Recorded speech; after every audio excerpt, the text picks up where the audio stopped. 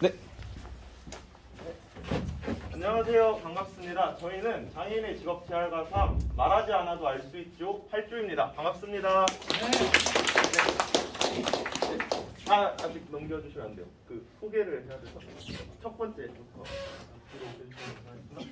네. 여러분, 왜 말하지 않아도 알 수 있죠라고 저희가 설정한지 아는 분 있을까요? 손 들어도 돼요. 저는 여러분들과 소통하는 과제랑 발표도 생각을 했어요. 네, 설명해 드리겠습니다. 우리가 좀 주변에 어렵거나 아픈 이웃들이 나 아파 라고 말한다고 한 번에 다 알 수 있을까요? 아닙니다. 우리는 말하지 않아도 그 이웃의 아픔과 그 마음을 공감할 수 있는 공감 능력이 있습니다. 왜냐하면요, 사람은 결코 혼자서 살 수 있는 존재가 아니기 때문이죠. 그래서 말하지 않아도 알아요 라는 노래가 있어요. 말하지 않아도 알아요, 눈빛만 보아도 알아, 그런 노래가 있는데 그 초코파이 광고에도 나오고 또 성시경과 또 강승원의 노래에도 나옵니다. 저희는 정말 많은 노력들을 했는데요. 구글 미트와 줌을 통해서 서로 화상회의를 하면서 소통을 하고 또 여러 가지 역할들을 5명에서 이렇게 분담을 했습니다. 발표할 사람도 민주적으로 정하고 또 각자의 재능과 달란트를 통해서 PPT랑 레포트 이런 것들을 서로 협력하면서 많이 고민하면서 만들었습니다. 네, 넘겨주시면 감사하겠습니다. 네, 컨텐츠, 목차죠, 목차. 그 목차가 이제 숲이라고 생각하시면 돼요. 그리고 거기를 구성하는 차례들은 숲을 구성하는 나무들, 풀 같은 존재라고 생각하면 되는데요.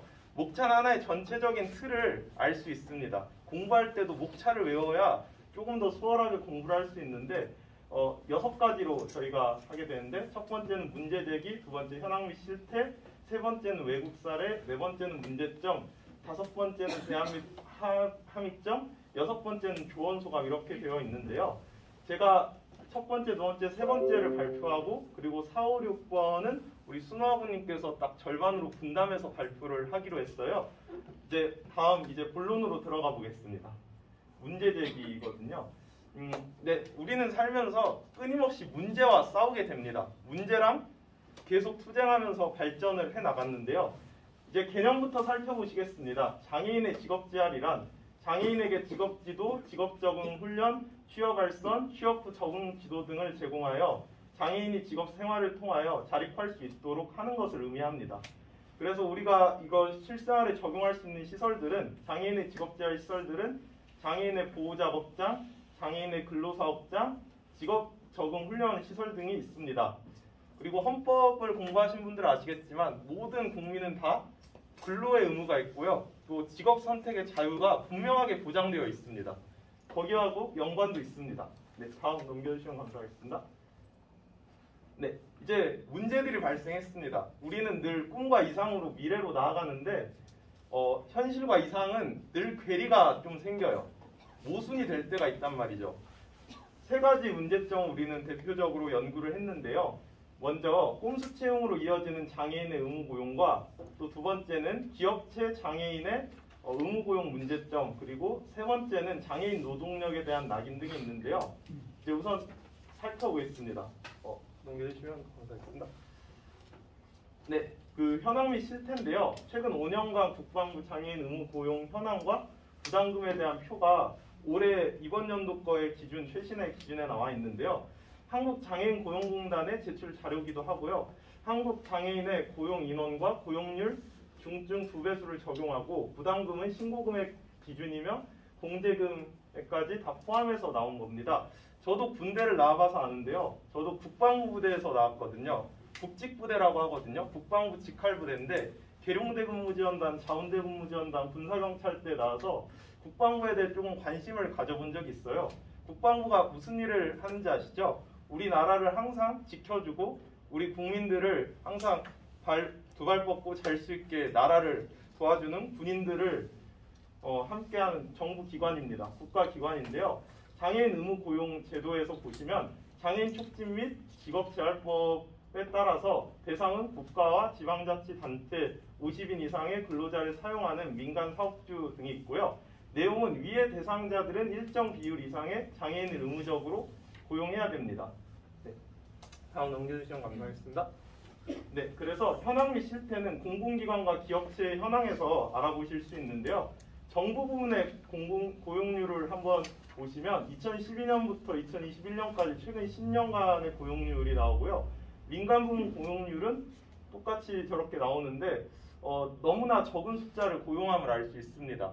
정말 장애인이든 비장애인이든 다 똑같은 사람이고 이웃인데 좀 열악하다는 것을 알 수가 있어요. 고용노동부 자료기도 합니다. 그래서 공공기관 현황은 작년 기준으로 봤을 때 44개 중에서 25개의 공공기관에서 노동자의 절반 이상을 인턴 및 계약직으로 채용하고 있습니다. 그리고 전원 계약직 채용기관은 한국전기안전공사와 기술보증기금과 중소벤처기업진흥공단 등 14개의 기관으로 확인이 되었고요. 기업체 현황은 삼성전자, 지난 5년간 장애인 고용률 1.5에서 1.59%로 오가며 가장 많은 부담금을 지불했습니다. LG전자는 2017년 2.2%부터 2021년에는 2.3% 등 장애인 의무고용 미달 기업체 10건 안에 꾸준히 이름을 올리게 되었습니다. 네, 다음 넘겨주시면 감사하겠습니다. 네, 해외 사례입니다. 먼나라 이웃나라라는 혹시 책을 아시나요? 들어본 적 있으실까요?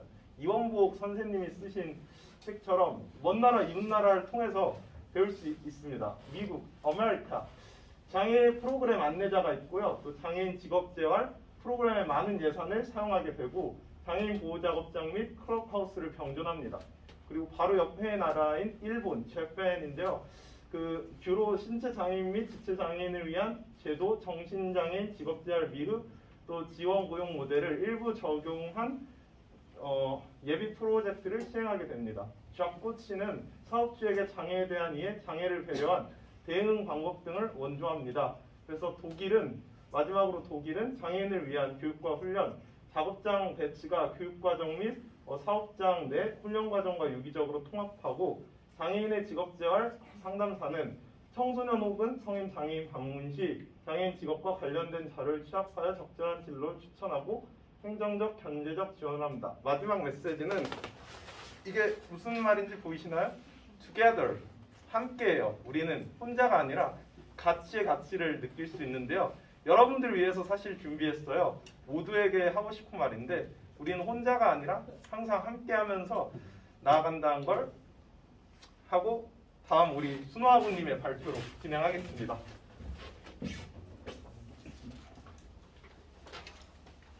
다음은 문제점에 대해서 발표하겠습니다. 먼저 첫 번째 문제점은 장애인 의무 고용이 일명 꼼수 채용으로 이어지는 것입니다.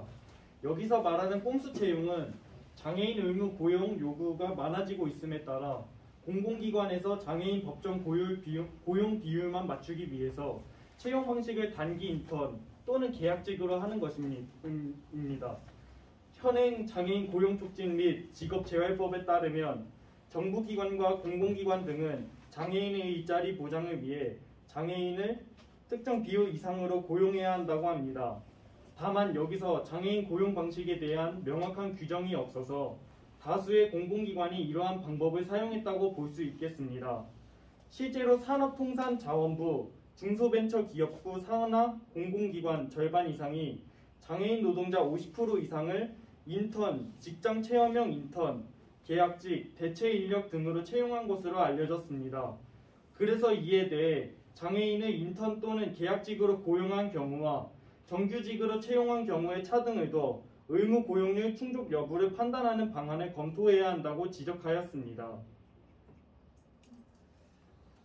다음은 기업체 장애인 의무 고용 문제입니다. 저희가 조사해본 결과 삼성전자와 LG전자 등 대기업에서 장애인 의무 고용률 미달로 매년 수백억 대의 부담금을 내면서도 미달업체 명단에서 빠져온 것으로 드러났다고 합니다. 왜냐하면 기업의 명단 공표 기준이 낮기 때문입니다. 기업은 의무 고용률이 3.1%의 절반인 1.55%만 지켜도 명단 공표에서 제외가 된다고 합니다. 실제로 공표된 의무 고용률 미달업체 명단에는 대한항공, 홈플러스, 신한은행 등 부담금 상위권 업체들이 상당수 빠져 있었습니다. 또 기업이 불이행 해소 계획서를 내고 장애인 표준 사업장과 연계 고용, 통합고용 지원 서비스 신청, 채용 전제 훈련, 장애인 고용공단 구인 신청을 통해 채용 진행 중 한 가지만 이행해도 명단에서 빠진다고 합니다. 마지막으로 소개할 문제점은 장애인 노동력 낙인 현상입니다. 15에서 64세 장애인 실업자의 실업 상태 지속 이유는 구직 정보 접근의 어려움, 장애 이외의 질병이나 사고, 그리고 장애인에 대한 차별과 선입견 때문이라고 응답했다고 합니다. 여기서 차별과 선입견 응답률이 약 13%로 나왔는데 이는 절대 적은 비율이 아니라고 할 수 있습니다. 사회적 인식과 편견이 아직도 현존하고 사회적 불평등과 경제적 불평등이 여전히 남아있는데 이로 인해 장애인들의 삶에 여전히 불편함과 낙인감을 벗어나지 못하고 있습니다. 실제로 장애인의 이직률이 비장애인보다 더 높다고 합니다. 왜냐하면 장애인들이 비장애인보다 안전사고를 더 많이 일으킬 수 있기 때문 등 여러 가지 문제들로 인해서 고용주들에게 큰 부담으로 다가오게 되기 때문입니다.